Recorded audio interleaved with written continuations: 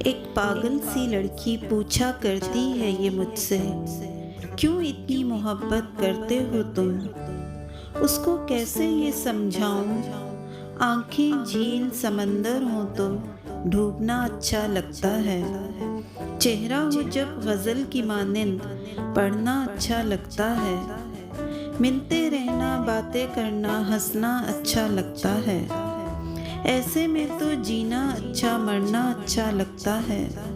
एक पागल सी लड़की अक्सर पूछा करती है ये मुझसे, क्यों इतनी मोहब्बत करते हो तुम। ज़ैद उसको कैसे ये समझाऊं। इस वीडियो को लाइक करना ना भूलें। ऐसी और वीडियोस के लिए हमारा चैनल सब्सक्राइब करें और बेल आइकन पर जाकर ऑल पर क्लिक करें।